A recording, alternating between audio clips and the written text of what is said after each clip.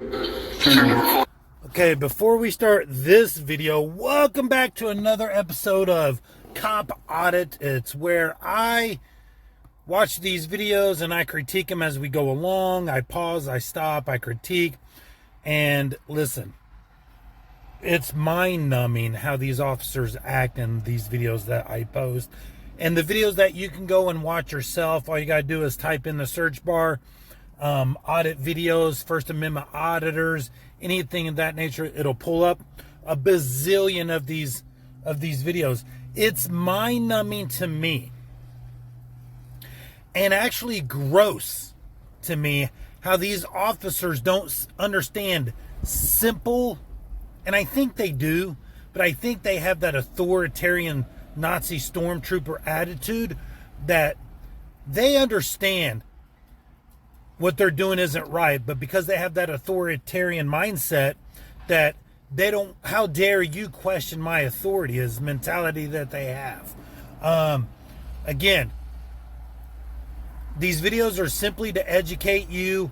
Feel free to feedback. I hope I get feedback. Listen, I'm going to tell you right now, I'm not a nice guy, generally speaking. If you come at me with ignorance, if you come at me with stupidity, if you come at me with unfactual, biased statements, I'm going to be the red-headed stepchild, and I'm going to give it to you right back, okay? We can have a logical, rational, and factual debate, because I don't know everything. You don't know everything. We can figure it out together, because at the end of the day, you and I have to understand our freedoms, our rights, and our constitutional rights, because these guys are violating them severely. And I've seen this video before, so I know how it plays out, but we'll still critique it as we go. So this is literally the guy that's narrating, that the auditor in this. He's extremely popular in the First Amendment auditor world, you could say. He's been arrested a multitude of times for just simply exercising his First Amendment right. What he does, and he's very casual, he's very calm, he doesn't get heated, he's very, respectful. He's a great auditor. He's been arrested several times for his rights getting violated, and if I'm not mistaken, he's filed a multitude of lawsuits and he's won them. And actually a few police departments have had him come to their departments and speak on these matters, because we can't allow what you're about to see here continue in our law enforcement community. We just remember, they are public servants to us. That's what we're forgetting as citizens. They are public servants to us. They have no authority over you until you break the law and you're under arrest. Let's watch. Turn it off? Yeah, for what? For now, sir. I would ask you to de-escalate. You're putting your hands on me. We need to... Instantaneously, these officers said, turn it off. He's obviously in a tax-paying public building where he has the right to film. Now, again, whether these officers know that or don't know that, ignorance isn't bliss. They should understand the law. Listen, these are simple laws that I don't expect law enforcement officers to understand the thousands upon thousands of laws that are on the books, but I expect them to understand the oath of the Constitution, that they swore an oath to the Constitution. They should, at minimum, understand that. And you can see already, as he's saying in this video, de-escalate. Why? Because the first officer was already getting agitated and he was heating up. This officer right here, uncontrolled. He should not be in law enforcement by no means at all.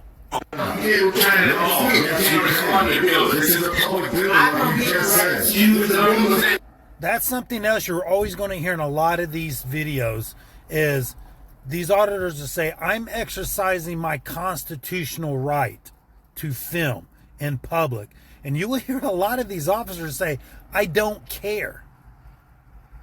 I want you to let that sink in for a second. He isn't coming in with a weapon. He isn't agitating. He isn't doing anything but simply recording a public venue. that he has the right to do. And these officers are saying, I don't care. No, for internal affairs? That's right. Now, I like this. Turn it off. I'm not turning it off. If you don't touch me again, I'm leaving the room. For what? And that's something else I want to highlight on. I'm so sick and tired of cops just thinking they can put their hands on you at any given goddamn time that they want. Because if you do that to a law enforcement officer, it's considered battery instantaneously. If I do that to you, it's considered battery instantaneously. But when an officer does it to you, it's simply okay. We have to stop allowing this to happen, because the more we allow it to happen, the more they're going to continue to do it. This is not protected activity. This is a constitution to me, sir. Please. Why are you lying down here? Why are you lying? Sir, don't tell me like this. Get out. Why are you lying? Stop pushing me out the building. What are you doing? What are you doing? Get out the building. What's wrong with you? Get out of the supervisor. Get me out of the call. Get me a supervisor. Get me a supervisor. I just heard from another witness that you did not fall. You did not fall. You knelt down. That's what I heard. That's what I was But told. I can show you on video. I don't need to see the video. Okay. The video, that is your evidence to do whatever you need. So I'll tell you what, let me call my supervisor. Hold on. So in this particular case, I almost don't blame that officer, because it's like, I don't want no part of this. I wasn't there. You got your video. I've got a witness stating otherwise. He says, let me call my video. That was actually a very smart move. I honestly probably would have done the same. I'm not here to take your report, but so you're pressing charges against him, correct? Correct. I want to press charges against both of the officers that threw me down the steps. They threw you down the steps. I have it on video. You have it on video? That is correct. I will write a statement. What I need you to do for me, if you're filing a complaint against my two officers, I need you to come to my office and see my internal affairs guy and fill out a report, and we'll carry on. We'll do an internal investigation, and I'll notify my supervisor. If that's fine with you. Man, I was filming. I was peacefully filming.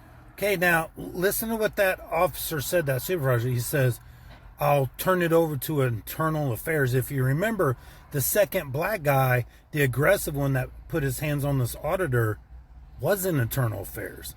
So do you really think if he files a complaint, it's really going to go anywhere?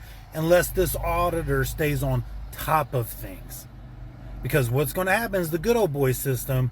See, people like to say the good old boy system in law enforcement doesn't exist anymore. Oh, it exists. You better believe 100% the good old boy system still exists in law enforcement. It happens every single day. They look out for... How many times have you seen a video where an officer is doing the wrong thing and his backup knows he's doing the wrong thing but doesn't intervene? They always have each other's play. Filming in City Hall. I'm a journalist. I was gathering content for a story.